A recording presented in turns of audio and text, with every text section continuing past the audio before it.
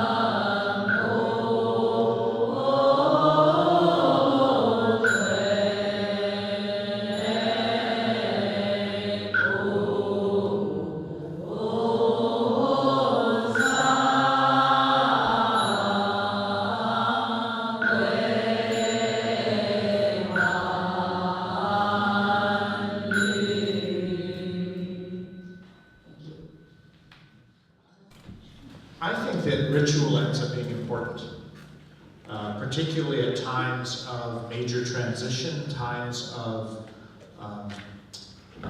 loss and change.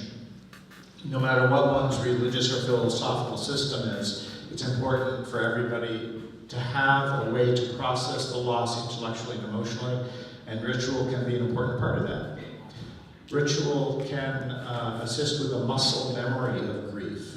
Ritual gives the processing of loss a place, a system. Ritual allows us to approach death in a more mindful yet meaningful way.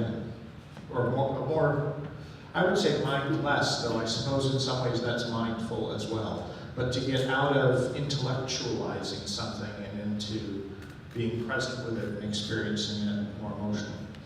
So in Christian traditions, one of the things that one needs to deal with around death is what to do with the body. And I suppose that's true in any tradition. One needs to decide what to do with the body. And in the West, we have institutionalized that a great deal. We've made it, there are mortuaries that take care of the body. If the death occurs at home, they generally quickly come and pick up the body and take the body away. There's legal stuff that needs to be dealt with the body because, we're a country that's got lots of laws. And then there's really from more of a ritual point of view, what do we do with the body? And the two choices in the States are generally either burial or cremation. And within Christianity, there is really no single, this is the appropriate thing to do with the body. Either cremation or burial is generally considered a fine option, whichever one chooses. There are various considerations that I think go into people's decisions that end up being informed by their beliefs and their values. Though there are some Christians who believe in a physical bodily resurrection, and so to cremate the body would get in the way of that. if you just bury a body in the ground, it is going to decay. And so I'm not too worried about God being able to put together flesh if the resurrection is going to be physical and we need to have bodies for that. I trust God to take care of that. So either cremation or a burial is fine with me. Right now, my advance directive says that my body is supposed to be cremated, but lately I've been thinking about the carbon footprint that will cause. That it takes natural gas to do that, and who needs to release that carbon into the air? And so what I'd really like when I die is my body to be stitched up in a little bag and buried in the ground somewhere with a GPS location. But there are only a few cemeteries that will do that in the States. There are actually a few that will, but not very many. I think one of them is in Marin, of course, because Marin is Marin. But in addition to that, then there is the celebration that needs to take place and the ritual of the community. And so within Christianity, there is a long tradition of the community gathering together at a death in a worship service, in a time of prayer, and a time of thanksgiving. And in the United Church of Christ tradition, which is one of the Protestant traditions that Niles Discovery Church is connected to, the service, which might be called a funeral, sort of in regular parlance around, is actually called a service of thanksgiving. The idea is that it is a time for the community and the family to give thanks to God for this person's life and the gift that they were to the family, and a way to celebrate that. And within American English, at least, you'll hear sometimes about a memorial service or a funeral, and really the only difference there is whether or not the body is present. That a funeral has the casket with the body there, and a memorial service doesn't. And we tend in Niles Discovery Church to mostly do memorial services. That the burial has taken place, or will take place, or there is a cremation and there is not going to be a burial, or something like that. Lost my notes. So I talked about it being a time to thank God. It's also a time to let go and a time to aid in grieving, but we'll get to grieving a little later. And one of the things that ends up being important in our rituals is to sing. That music has been a part of the teaching of Christianity, and it's been a part of the worship process and prayer process in Christianity. And so there we have hymn books that have our songs in it that we use in worship. And one of the questions when I'm meeting with the family to prepare a memorial service is, what music would you like, if any? And what I have found is the more the family is connected to the church, particularly the more the generations are connected to church, the more they want to do singing as part of the memorial service, because they know the songs. And Pastor Brenda and I were talking about, what's a song that we could sing together, which is a common song at memorial services? And Brenda listed a few, and I went, I don't know that one. And I listed one, and she said, that would be good if we had an organ to sing with. And as we were thinking, I thought one of the songs that seems to come up often in my experience, particularly if the next generation is connected to the church enough that they want to do some singing, but not so much that they know a lot of the hymns, is Amazing Grace. And it's actually a song that we sang this morning in our worship service. Do we have time for me to tell a little bit of the story about Amazing Grace?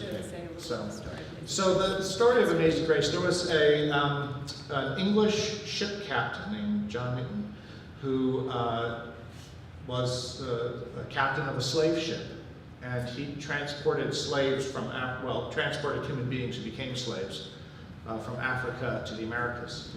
And at some point along the process, he realized what he was doing was sinful and had a conversion experience and became actually a pastor and wrote the song Amazing Grace, and it's a song that's become well known enough within Christian circles that verses have been added to it.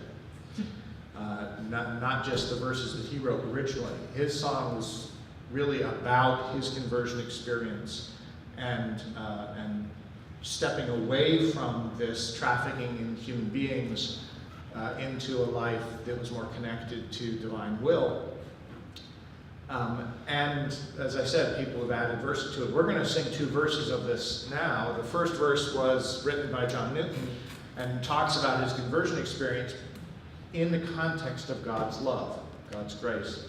And the second verse that we will sing is one that's been added to it, which talks about being in the presence of God in the life that comes after this one. And so that, I think, is one of the reasons why this song sometimes gets brought up and requested for a memorial service, because it both talks about God's love and about being in the presence of God in life after life. So if we can have the slides. Do you want to say something very briefly about the concept of grace, because that might be yes, an unfamiliar concept to some people here? Yeah, thank you. That's one of the dangers of in 2 minutes. Yeah, you need to find grace in 2 minutes. So, 2 minutes. So, we go through life and we make choices. And sometimes we make choices that are good for us and the people around us and for creation, and sometimes we make choices that are bad for us and the people around us and creation. And grace is that,